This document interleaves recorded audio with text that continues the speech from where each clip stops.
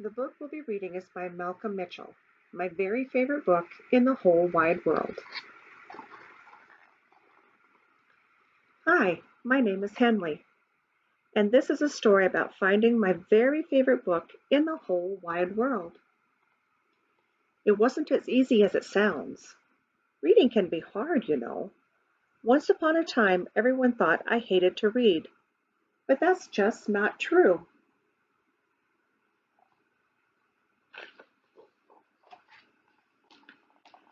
In some books, the words are too big, the sentences too long, and there are way too many pages.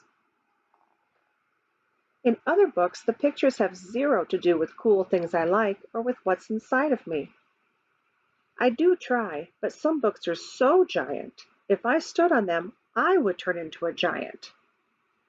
Other books are so boring, I'd rather use them as pillows.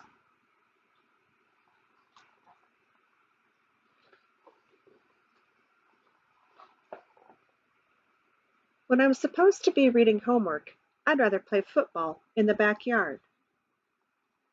When I'm asked to read the cookbook to help make dinner, I would rather see how many grapes I can fit in my mouth.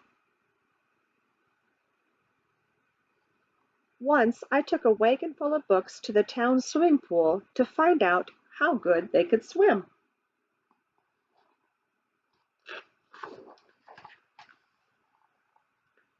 When I tried to read books about dinosaurs, they made my brain hurt. So I gave the books back to the dinosaurs.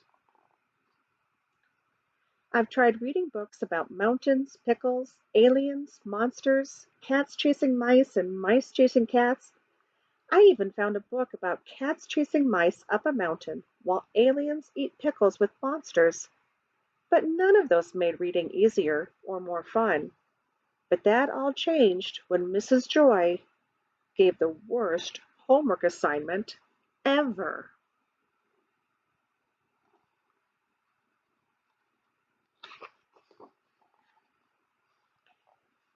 Find your very favorite book in the whole wide world and bring it to school tomorrow. It can be a book about anything. Just make sure you love it because you'll be sharing it with the class. The school bells sounded like 100 horns blowing in my ear.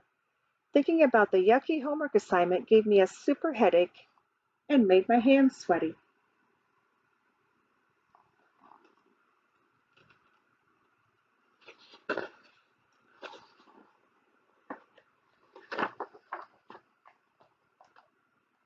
On the way home from school, I stopped by the mighty library hoping to find any book that could be my very favorite.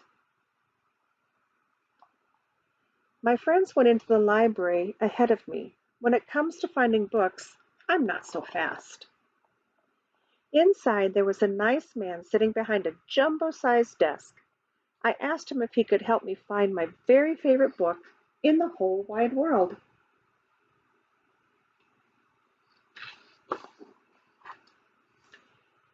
He showed me books about science and adventure and squishy animals. He flipped through the pages of books about flags, farms, and holidays. He'd found plenty of books with twisty big words, sentences as long as my legs, and pictures that tangled the pages. It gave me the heebie-jeebies. When I saw my friends in the middle of the library having fun and reading, I felt more lost than ever.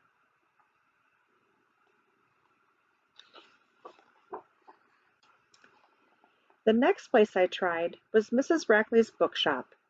Maybe she could help me find my favorite book. Mrs. Rackley did what she does best. She brought piles and piles of books. I looked and looked and looked, but I couldn't call any of them my very favorite book in the whole wide world. All those pages and all those words made my eyes tired. I realized it was going to take a book miracle to find my very favorite book. I grew a sad face and stomped all the way home.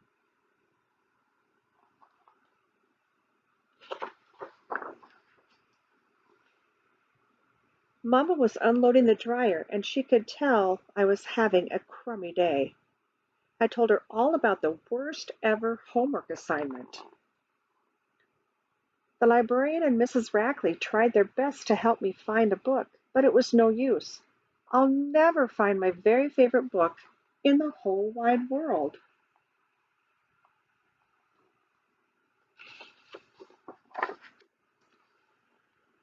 With a voice as warm as rolls from an oven, Mama said, "Henley, sometimes the best stories can be found inside ourselves." After a sweet kiss on the forehead, Mama's words lit up inside me. That's when I had a brilliant idea.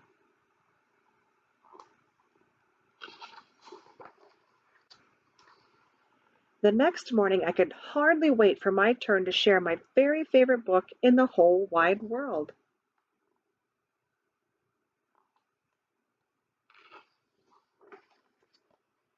I stood proud as all eyes in the reading circle stared at me.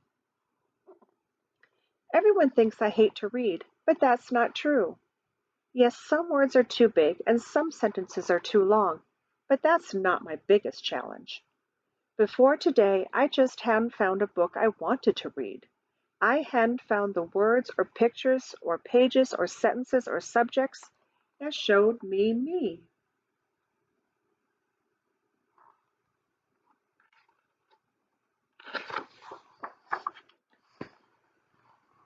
So last night I wrote a book.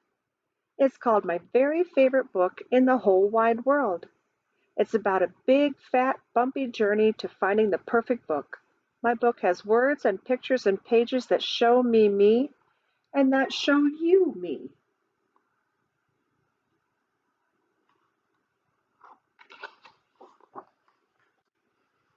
When I started reading my book out loud for everyone to hear, I struggled, but soon my words began to flow. The pictures I drew danced off the pages.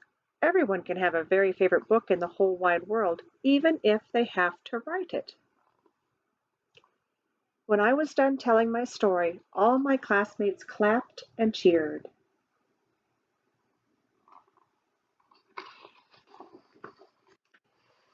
My teacher gave me a gold star on my homework, and that's the truth.